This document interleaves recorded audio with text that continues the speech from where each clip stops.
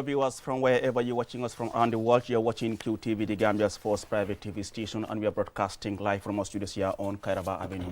My name is Ali Sise, and it's now time for your weekly State of Affairs. Well, last Thursday, 27th June, the President of the Republic, President Adama Barrow, delivered what was his 8th State of the Nation address to the National Assembly, highlighting his government policies and programs, challenges and plans ahead. Well, in what was a marathon statement by the president, his speech highlighted, what his government has been doing, some of the achievements, but equally highlighting the challenges across all sectors. And joining me this week to discuss the president's State of the Nation address and other issues, I have Mr. Mamadou Sabally, who is a special advisor to the president, a former director of budget, former minister of presidential affairs, Secretary General and Head of the Civil Service, and he is now serving as the Special Advisor to the President.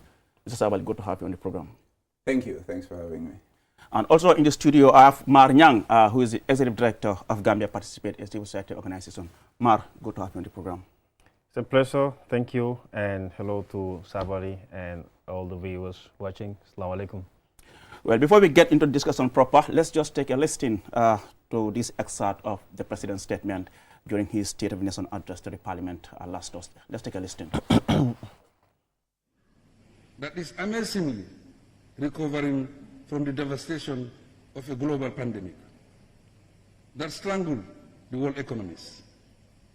A nation in progress and a nation whose development efforts are already yielding resounding results.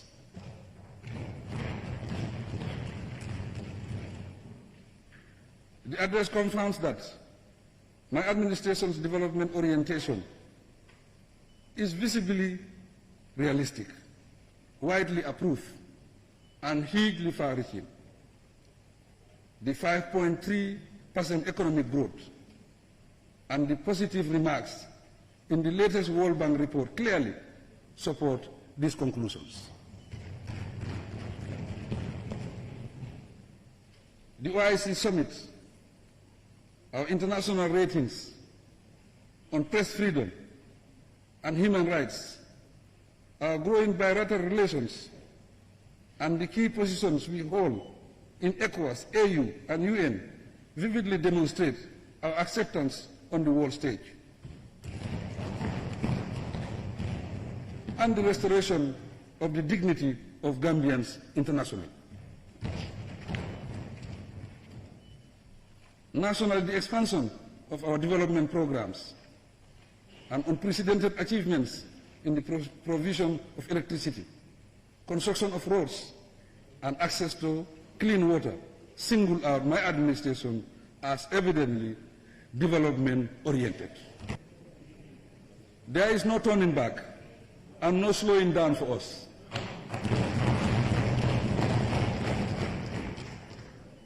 We are development-oriented and consciously guided by the plight and needs and aspirations of the Gambian citizens, from whom we derive our legitimacy.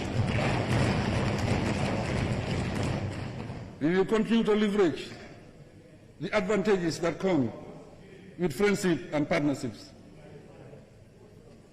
built within the country and around the world, to contribute to global peace and progress, while pursuing the interests of the Gambian nation. Honorable Speaker, noteworthy is the private member bill to repeal the Women's Amendment Act 2015, currently under review by the legislature. While awaiting its outcome, government remains committed to enforcing the prohibition of FGM in the Gambia. Well, there you heard the President of the Republic, President Adama Barrow, delivering his 8th State of the Nation address to the Parliament, highlighting his government's policies and programs, challenges and plans across all the sectors of the country. I'll start with Mr. Modu Sabali. Like I said, he's a special advisor to the President. Let's start with your overall impression looking at the attendees. We saw, the vice presidents were there, the diplomatic corps, and of course, religious and traditional leaders were all in attendance. But your overall impression with the attendance and his delivery of his SONA? I think hands down, just about the best SONA address that I've ever witnessed, and I've been here quite a while, because I think a little bit older than you guys. A statement well anchored within the realities of not only our country, but the global macroeconomic situation. I think the president's statement, I can say with certainty that it was authentic, realistic, reassuring, and exceptionally inspiring within a setting that saw both sides of the National Assembly in. His arch rival, as far as we know, former Foreign Minister, former Vice President Olusegun Dabo was there. Other Vice Presidents were there, and apart from the excellent speech that was done, I think the icing on the cake was President Barrow sharing a joke with lawyer Dabo, and that brilliant picture of both of them smiling with, of course, former coalition leader, former Vice President Fatoumata Jallow Tambayang. As I watched the excerpt, something came out that I kind of missed when I was sitting in that room itself. The president is talking about tremendous progress in terms of infrastructural development and delivery of social services, but it caps it off with our attainments in press freedom and human rights.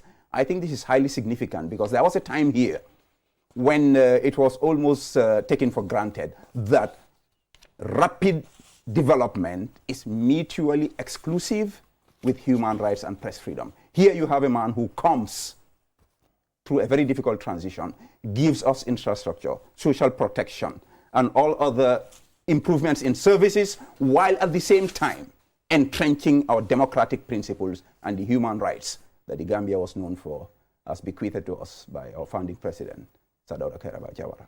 I think this is exceptionally outstanding. Thank you very much, Mr. Sabali. Mar, your impression? Well, I think it's a detailed address by the president. There are key highlights and takeaways from his statement. For quite a while, the public were in suspense, or should I say, they were not clear about the government's stand in terms of this private members bill that is tabled before Parliament to repeal the FGM law. So it's commendable that the president comes out and then he made the position of his government clear. Because for long people have been asking what's the position of the president on this. Even though lately there was a statement that was taken out, but the president himself coming out to say we are still in support of any practice against or any practice that has to do with FGM in the country. So that is commendable. There are some, I mean, if you look at his statements, he provided detailed fiscal, shall I say, statistics. I'm more interested in those areas, and some of them are encouraging, others call for concern, and that transparency in previous statements, you see a little bit of a difference compared to the previous statement that he has been given. And for me, what really, what is concerning is his statement on the revenue that is collected by the Ministry of Fisheries, right? Between 2022 and 2023, their revenue dropped by $20 million. And that is a huge call for concern, and it means also that perhaps the Fisheries Ministry is not doing well in mobilizing revenue, despite all the challenges that the global economic outlook might have pressured the domestic economy. But this is already a natural, shall I say, treasure, which is our waters and other areas. We've seen the stance that Senegal has taken recently by the Diomaye administration in recalling certain government policies and decisions regarding the regulation on Senegalese waters and the benefits that it has been creating for local fishermen and also for the government. So the question will be, why a drop of $20 million is between 2022 and 2023 at the Ministry of Fisheries? Another call for concern is agriculture. I know we will get to it because I want to sort daily sector by sector so that we can follow it. Maybe we'll spend the night here. Not really, but we'll just look at the key sectors. Right. I mean, let me now bring in Mr. Sabal here as a special advisor to the president. I mean, someone watching will be asking, I mean, what is your role as a special advisor to the president? So that will be able to guide our discussion as to your role as an advisor to the president. My role is to advise the president. Okay. That's it. On everything? Absolutely. Okay, good. Okay, let's now start with the foreign service. I mean, during his address, I mean, he started with the foreign services, where he said, I mean, the government is in process of validating what he called the draft, I mean, foreign service regulation and draft posting policy, in addition to the foreign service bill. As an advisor, I mean, you've worked in government, you know the in and outs of government. As former director of budget, like I said, former secretary general and head of the civil service, your take on the current state of our foreign service?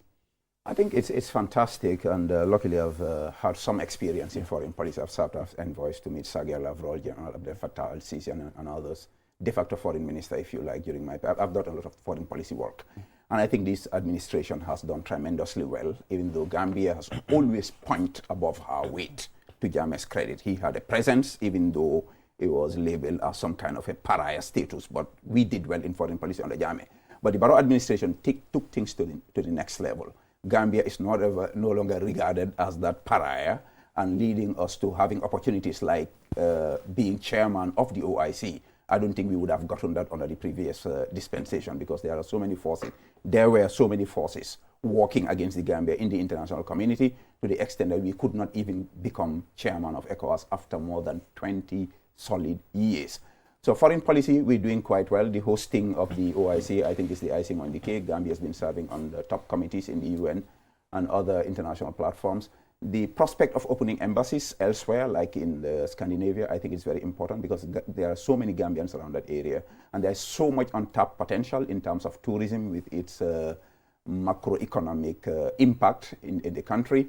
In terms of the policies and bills, I think it's about time we had this. And, I must commend President Barrow for pushing these policies and bills, because I'm not sure I would have done the same exactly, because it kind of ties your hand.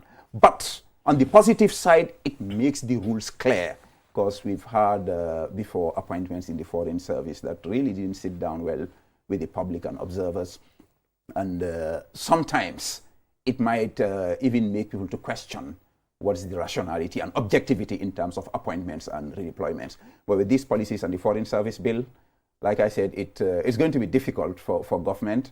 But this is where I just admire President Barrow for his boldness and courageousness when it comes to what works for the country, rather than his personal interests as a leader. And knowing Sabally, how you were as Secretary General, head of the civil service, I mean, very straightforward. I mean, seeing certain appointments into the foreign service, Sabally being Sabally, do you think there are certain people who will have served in the foreign service in the first place? Well, what happened in because like the foreign service is more like a dumping ground now. Anyone who is removed from the active public service is redeployed not necessarily. To the foreign service. That's a perception of many. No, I look, if you label it that way, then you disrespect a lot of top-notch, world-class personnel in our foreign service, like Fatou Bensouda, just to mention one person. Okay, just to make it very clear, I don't refer to all of them. I'm not referring to all those who have been appointed in the foreign service. That's why but there are certain people that many people are questioning. Look, the foreign service has different cadres. Okay. I mean, appointing somebody as an ambassador, the kind of caution you need to apply at that may be different from appointing somebody as a protocol officer. So I think we need to differentiate these things. But what I can say, what has been happening, not only under President Barrow as leader of NPP. From the days of the coalition to date, a lot has happened. A lot of statements have been made. But what I'm seeing now is President Barrow raising the bar by bringing in clear policies and even a bill to make sure we get the dynamics right. I think that's commendable. Mark, do you agree with SAPS? When you ask me, if you ask me that question, you gotta tie my hand.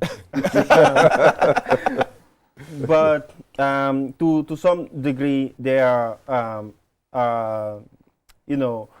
good. The two sides of the spectrum here. At one point, they are foreign servants, or should I say, foreign public officials, or should I say, government public officials that have been deployed in foreign service, that have been really selling the Gambian interests.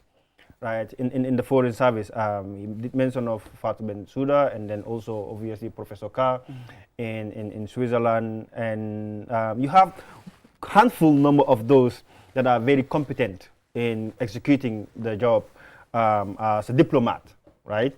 Now, on the other side of the spectrum, you have those that do not have the capacity. You have those who do not fill the gap of a diplomat to be in the foreign service. We've seen also the brouhaha within the foreign service as well, right? Where the government will be recalling our diplomats for misconduct. An example is right? in Cuba.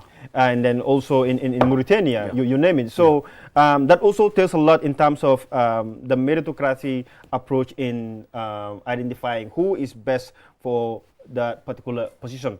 Now, that creates a lot of bad image to the government. For example, what's happening in Mauritania, the government recalling the ambassador, I guess, and the deputy ambassador,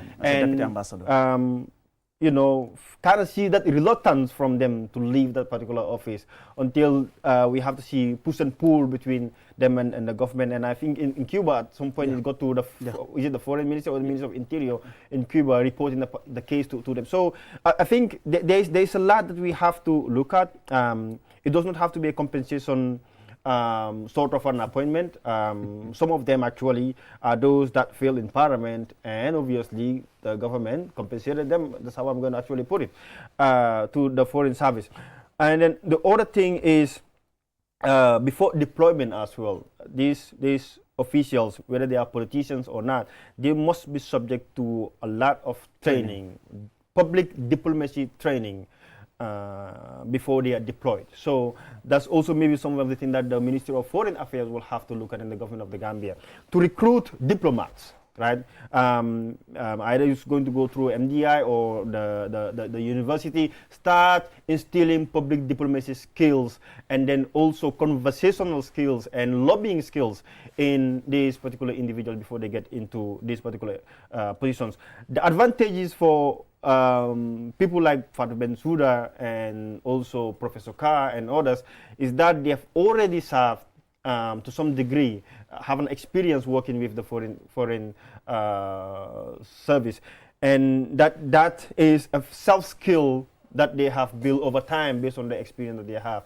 Others that are novice in the system, they obviously got to have that skills. And an ambassador or a foreign diplomat, especially a Gambian diplomat in the foreign service, is the image of the Gambia wherever they go, right? So if they do not have the required skill sets to be a diplomat, at so many meetings where the Gambian interest could be sold, where they could use their skills in attracting certain benefits or projects that will be benefited to the Gambian and the Gambian people, if they don't have those required skill sets, it will be a missed opportunity. And that will only come when you don't have the competent people manning those positions. Interesting. Let's now look at the economy. I know this is your area. I mean, like I said, former director of budget, and Mariang, you are also very much involved in the issue of financial management. I mean, in his statement, he said, I mean, in 2023, the economy surpassed the projected growth rate for the African sub-region, and it stood at 5.3. As an economist, do you think this is good? It's a good figure? It's exceptionally good, knowing the circumstances of the global economy coming from a pandemic and knowing what's happening in the sub-region. I think it's a very good performance, and in tandem with this growth, we've also seen inflation figures coming down from the beginning of the year. I think the economy is stabilizing even more. And I think I saw 11% last April. Yes, it's coming down. It's quite impressive because from what was happening last year to this year, and it shows that our Ministry of Finance is doing a good job in terms of putting the fiscal house in order, because for me, that's the most important determinant of inflation in this country.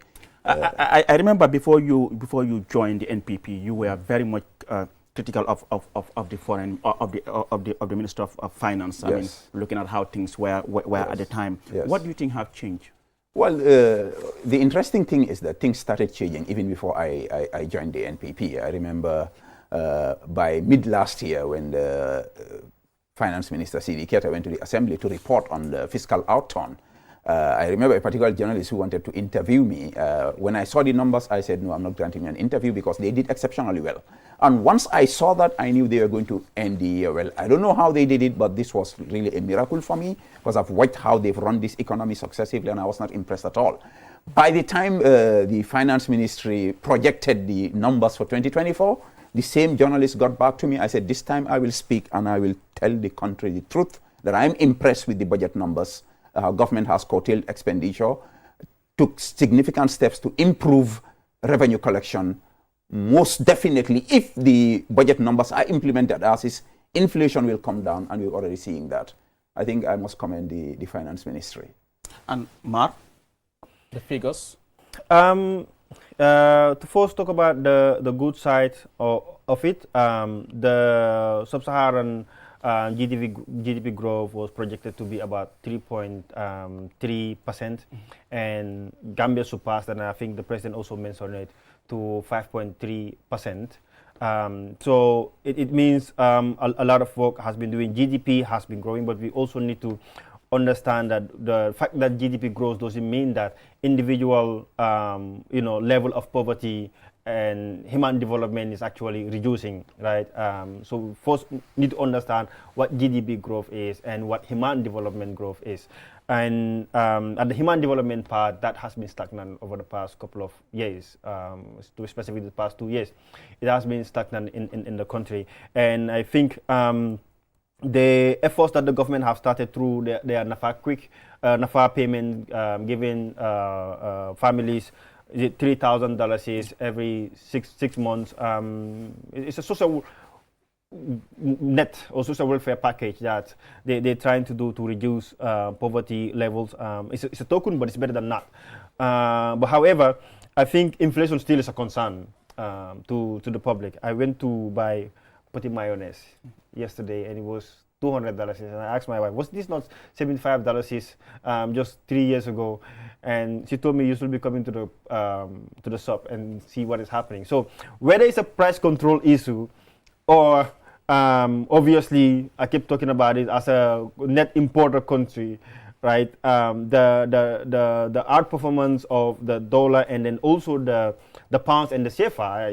In the president, or not the president, I saw somewhere else that the CFA actually outperformed the dollars by 5.1%. So this also means that everything that we're buying from the outside, we're buying it with a foreign currency. And obviously, if the dollar is depreciating, it's actually going to affect the prices of basic commodities, and it's going to be difficult for the public to afford those basic commodities. So to get back to the question, in terms of revenue collection, I must say I am pretty much impressed with Gambia Post Authority. The Gambia Revenue Authority. Gambia Revenue Authority, though I have some reservations with the Gambia Revenue Authority. Obviously, any tax initiative that the Gambia Revenue Authority takes in increasing the taxes, it backfires on the citizens, and it may also make lives harder for the citizens. If you increase taxes on water, purchasing water becomes expensive to the public. It will be revenue growth to the government, but it could also be a poverty, those beyond the poverty level. If taxes are increasing, prices of goods and commodities services will be increasing, and those that were above the poverty line might probably retract below the poverty line. So, but the Gambia is a tax-based economy. So if taxes are not being paid, I mean, where do you expect the government to get the revenue to, bring about that needed development? If I may come in here, Mar. By the way, if the economy grows, poverty is reduced. It's automatic, because the economy does not just grow in numbers. GDP is growing because we're investing in these roads, in electricity, in water. That directly impacts the livelihoods of the people. And the NAFA thing that you acknowledge but kind of downplayed, I just don't know how President Barrow and his government did this. And it's not just the World Bank money, it's also from the budget that's going into the hands of people. No, I didn't downplay the No, I said you acknowledged it. Yes, I acknowledge, but not to the level I expected, because this thing is unthinkable in a post-COVID era for a government to take money and give it to the hands of people. When it comes to taxes, I think GRA is doing exceptionally well. And an increase in tax on any commodity does not necessarily mean that that impact is going to the consumers. It depends on the elasticity of the product. Sometimes the suppliers are able to pass it, sometimes they cannot, depending on how the consumer is going to react. And taxes has to be paid. If a tax is paid, levied on mayonnaise, which I'm very happy it's levied there because you are an elite. That's a luxury for some people. I'm more than glad that government taxes you to take that money to go and build a hospital in Kiang so that the Kiangkas can also enjoy.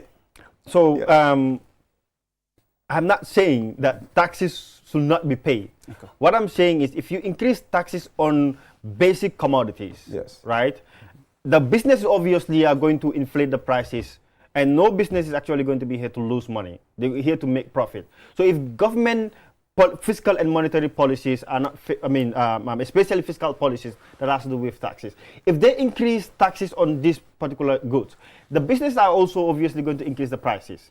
Right now, it is going to be backfire to the citizens. That's what I'm actually talking about, right? So the flip side, Ali was not actually denying what you are saying. It's just that you are looking at one side, the taxes being levied, but those taxes are not going to be thrown into the gutters. They're being reinvested into infrastructure, into social services. That's the point. And I repeat, a tax being levied on a particular commodity does not necessarily mean that the consumer is going to pay that tax. It depends on the elasticity of that particular product. So yes. And on the other side as well, even though people are paying tax, like I said, Gambia is a tax-based economy. On the other side, we need to talk about the issue of public finance management. I mean, people are really questioning, how disciplined is the government in terms of the way they spend our public finance? From unnecessary vehicles, travel payments here and there. In your own case, do you think the government is doing well in terms of public finance management? Well, I think the government has improved very well. In the president's statements, you will find out that they've updated the Public Financial Management Act. And there's been tremendous improvement in this area, and that is actually exemplified by the presence of MAR here. For once, we have institutions that are holding government accountable. I've met with them at budget sessions. Pre-budget and to budget implementation, you have Gambians who are literally participating in the budget process. And what's happening under President Barrow now, what I love, because I understand this stuff like I understand how I make my attire. What President Barrow is doing right now, the government is being forced to be disciplined in terms of public finance because the quantum of investment into infrastructure actually squeezes the budget in terms of the running costs that we call other charges. So there's been a lot of improvement. In terms of the vehicles, I think the main talk was about the OIC. I think the OIC vehicles were necessary to be bought. We are going to have guests. The guests came. The vehicles were not thrown in the dustbin. The vehicles are distributed to relevant government institutions. And I remember when I was budget director, we had the most stringent control of vehicle purchases in this country. I think this government has been a little bit more generous. But if you look at the salary levels, Aliu, in the public service, a master's degree holder going home with less than $10,000 is, I'll be more than glad to give him a car, at least to compensate for the loss of income. The labor market is a reality. If the government does not compensate workers, they say if you pay peanuts, what do you get? You get monkeys to work for you. Mar? Yeah. Let's talk about the issue of the pay scale. People are saying the national cake is not equally shared. It's more like catering for the few. Yeah. We have seen some bills coming in Parliament right now, targeting just few individuals, whilst leaving majority of people who are serving the public service. Yeah. So first, I wanted to drag us a little bit back to say also that I am not impressed with GRA. Not saying I'm not impressed. What I was saying is I was impressed with the level of revenue collection that is increasing in terms of tax revenue. But what I'm saying is that also has implications, obviously, on the government. GRA is doing well by making sure people are tax compliant. Mark, can I help you there? No. Let me just come. All right. GRA is doing well in making sure businesses and individuals are tax compliant. Right. So if people are not tax compliant, it means that it's also a revenue loss to the state. So pushing and putting up measures, especially with this Asikuda wall that they have introduced to close loopholes in terms of revenue leakages, that's impressive. So I just wanted to make that clear that yes, Minister of Finance has been doing well, GRA has been doing well. I also mentioned that the ports have been doing well because they've increased their revenue. The ones that have not been doing well, that have been underperforming, it's important that we name them out, right? The Ministry of Fisheries, I mean, here they have the revenue collection 20 billion. decreased by $20 million. Is what is the problem? That is not made clear in the State of the Nation address, and then the National Assembly should pick this up and then call the Minister of Fisheries or the permanent secretary of the Ministry of Fisheries and ask them why. That question why must be asked. Now, to but go back to... They're also being called out as we speak, the National Assembly, so... Yes, that, I mean... if I may just come in regarding the fishery issues, Buddy, I wanted to make a statement that in terms of your concern about levying taxes on essential commodities, government has actually foregone taxes on rice and other commodities at some point. Fisheries. But rice is still expensive in the market. Well, it's cheaper than Dakar, I can tell you that for sure, despite but all it's about our realities. I mean, people are struggling to buy rice but nowadays. it's cheaper to the extent that you know that people are smuggling rice into neighboring countries. I want to talk about fisheries. Naturally, as an economist, I don't want a fall in revenue in any revenue collecting agency. But if you look at that sector also, we've also been complaining about overfishing. Is it, for instance, a case of further controls in terms of accessing fishes that brought this kind of revenue line down? I just want us to reflect along those lines. For me, I am more interested about sustainability of fish resources than using fisheries as a revenue generating agency. To their credit, I like the fact that they are building boats to empower our young people to go and fish. But the question here is if. Now, that if is a probability. Yes. They have to come out and then tell us why. If it is something else that is to the interest of the state and that of, obviously, the citizens that are actually in that particular sector, then we will understand and move on. If not, then we must ask the question. Now, to go back to your question in terms of the... Obviously, I will disagree with you with the vehicles. I will agree with you that our public officers are underpaid compared to the level of effort that they invest into the public service. And this is the reason why in 2021 we actually did a survey on the grading scale of the Gambia, and then he recommended the government to obviously relook the grading scale of the Gambia and then increase the salaries. In fact, the government also took the initiative to do that. There was a task force that was assigned to commission a new grading scale. That was done, but in 2021 it could not be realized, obviously, because perhaps the funds are not there to increase or meet the recommended standards of but there was the 50% increment. 30%. 50%. 30%, and then maybe perhaps 50%. So that has been, even that one as well, obviously there are some concerns, people saying maybe perhaps the distribution of the percentage should not be global across the board. If someone else is a director perhaps receiving a better salary, the differences compared to the one that is grade 1 will really be not fair. For example, I remember at the time, even Sabal, as an economist, really questioned the 50% increment. You questioned as to whether the government was in fact in a position to sustain that at the time. Yes. And looking at all these things, do you think the government should be doing this piecemeal increment targeting, maybe the judiciary is coming with their bill, National Assembly is there. Do you think we need an overall salary structure to cater for everyone than just having people coming with their bills, just to have their payments or, benefits increased? I think this is something that we should be discussing right now, because overall, Gambian public servants are poorly compensated, and it's not good for public service delivery. It's not even good for the control of corruption. Politically, it's not even good for the president. Of course. So the 50% increase, my criticism, I still stand by it. A one-off 50% quantum jump, what did it create? That's what closed Julbro. I still stand by that criticism. Having said that, I think this piecemeal thing is what should be stopped and look at an overall change of the pay scale. Having said that, we have a reality in economics that we call the budget constraint. If you want to raise salaries, Mar will say you are punishing the poor. So, but definitely, he mentioned a study. There were studies that were done before, where anytime the studies are completed, you then deal with the reality of the budget constraint. But I don't think we should give up on this. I believe where human minds come together with good intentions, we can come up with magic solutions. this conversation should go on, and not only in terms of what goes into the pockets of the public officials. We need to have a serious debate also about what are the public officials giving back to the taxpayers. This cannot be a one-sided thing. When we talk about improving salary structures, which I think should be across the board, we need to seriously talk about what we are doing to serve the people who are paying these taxes. Mark? No, I would just reiterate what I said earlier on, that our public officers are underpaid, and there should be a lot of effort, especially those in the lower level of the ladder.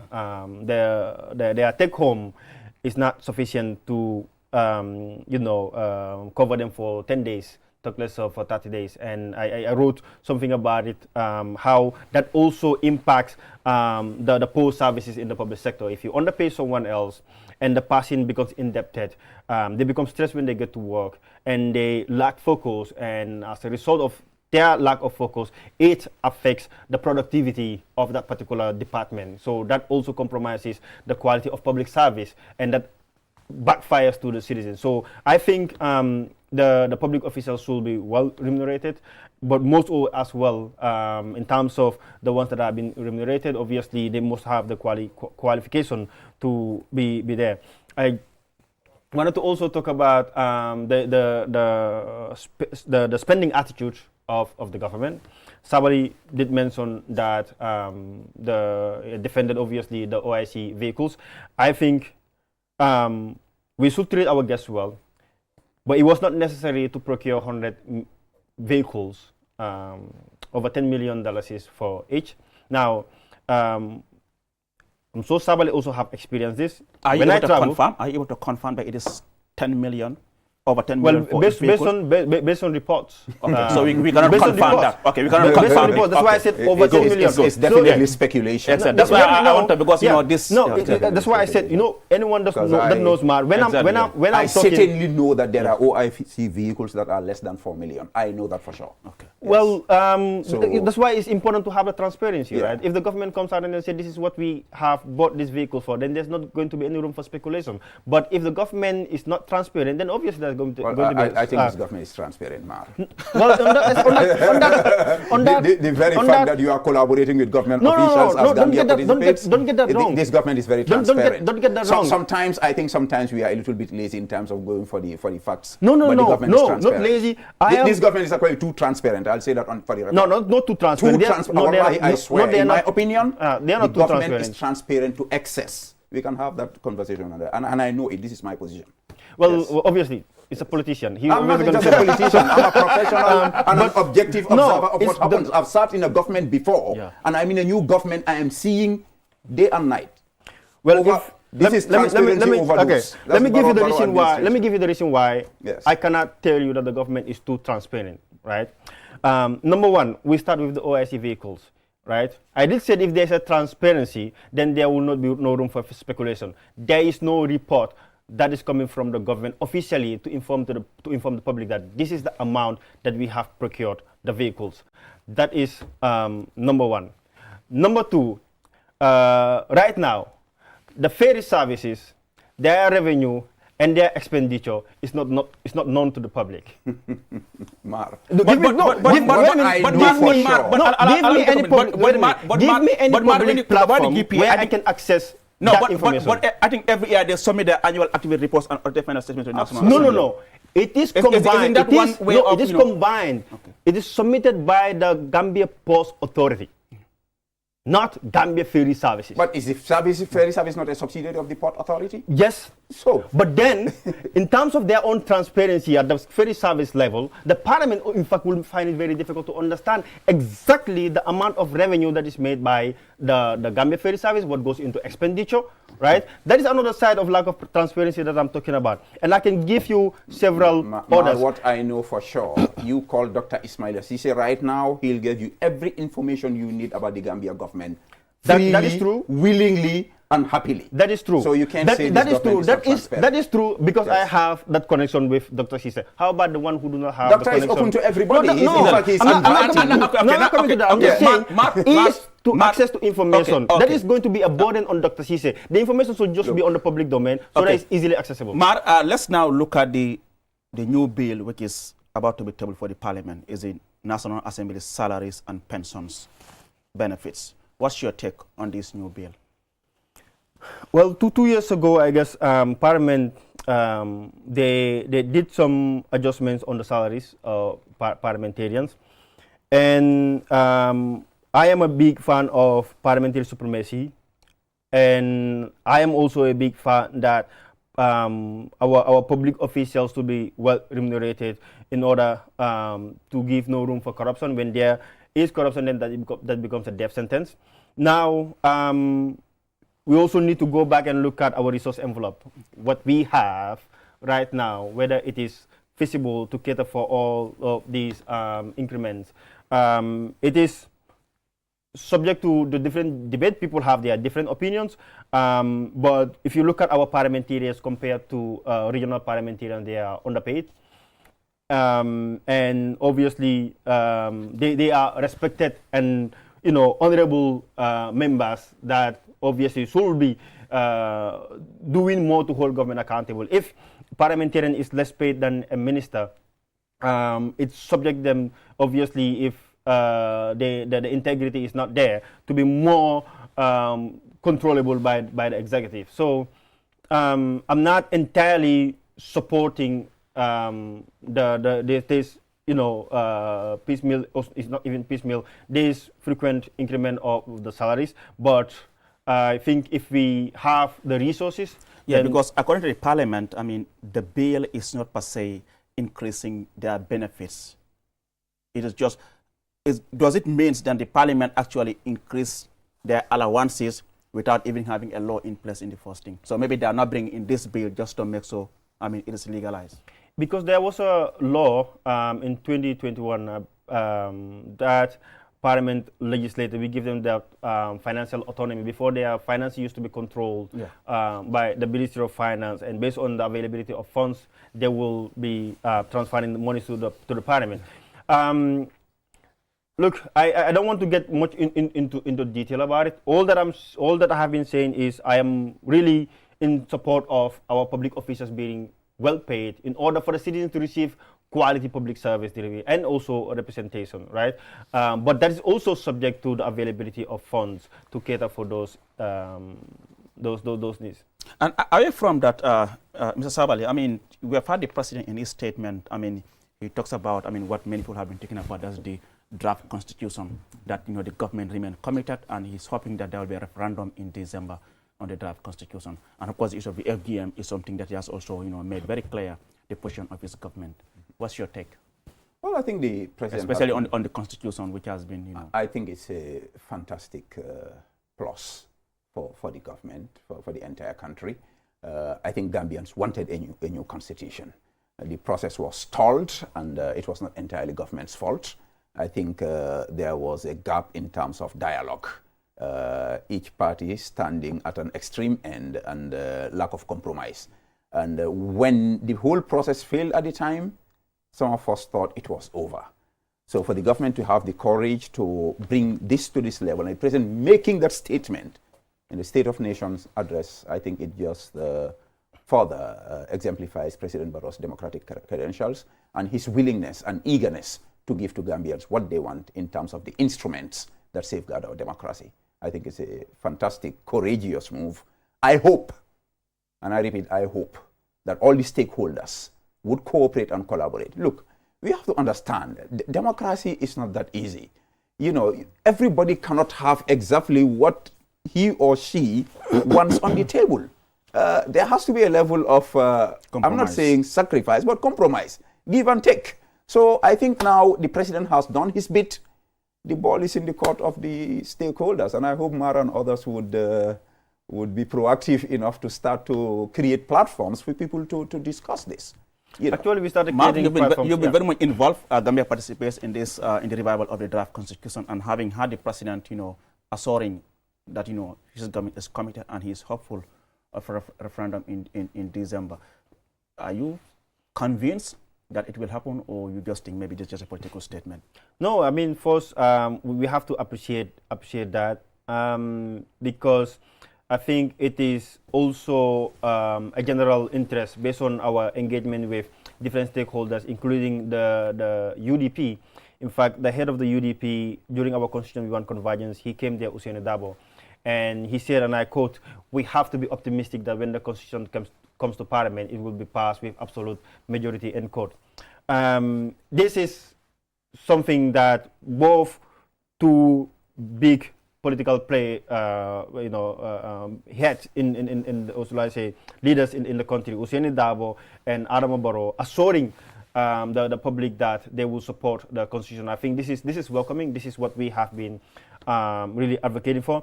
And I think the only missing puzzle in our transitional justice process is that of the Constitution. And there is general consensus, general feeling that we need a new Constitution. So I think the parliamentarians should not politicize this process. This will give Gambians a chance and then get us a Constitution that the people want. Are you saying Messi should not play football? By saying parliamentarians should not politicize this? The Constitution is not like any other bill that comes to Parliament. No, I get your point. Yes. I get your point. So the reason why I said it should not be politicized, Parliament can do their politics, but not to the expense of the general interest of the people that they represent. If there is a progressive constitution that comes to Parliament, right? You said it already. The Constitution cannot cater for the needs of everyone, including that of Adam Barrow's party and that of the UDP, right? We need a Constitution that will obviously serve the interests of the general public, right? And that's where the problem comes in. No, wait a minute. Have a Constitution that will serve, no, when I say the general populace, there are fundamental issues that we have to look at here. One, the fundamental human rights of the people are protected. That is for the general populace. The right to practice religion, that is the general interest. The right to marry, find a job, security, those are all fundamental issues that the Constitution must guarantee.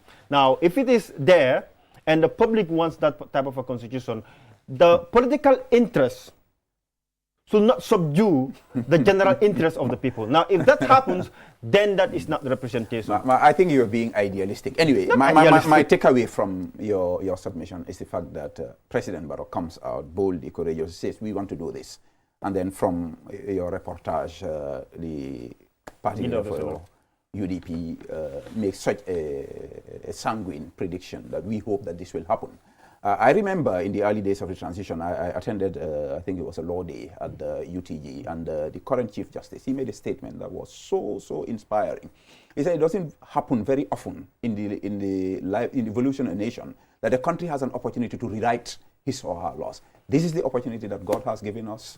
Politicians will always be politicians, and I will never ever blame politicians for being politicians. But I think, Mar, again, I'm just pitching to you, those of you who are not politicians, civil society, that you can play a proactive role so that the divergent political views can come together and for the common good, as we clearly spell in our national. And that's exactly what we've been doing. I don't think we should just leave it to the politicians. That's my that's point. exactly what we've been doing over the past years. And like I said, from where I sit right now, it is convincing that we will have this consensus from different political parties and political leaders to have this constitution. So I know we need to move on, but obviously I just wanted to reiterate that it is really welcoming that we hear both the president and the leader of the UDP, being optimistic about this process, and I think that is something that we should applaud. Well, gentlemen, I would love us to continue, but then I'm told this all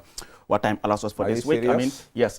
We've not even started yet. Exactly. I'm getting so many messages from viewers. Page 1 of this State of the Nation address. I'm getting so many messages from viewers who are asking that discussion is very interesting, and then but unfortunately, it's just 1 hour program. Thank you so much for coming on the program, Mr. Mamadou Sabali, who is a special advisor to the president. It was good to have you in the program.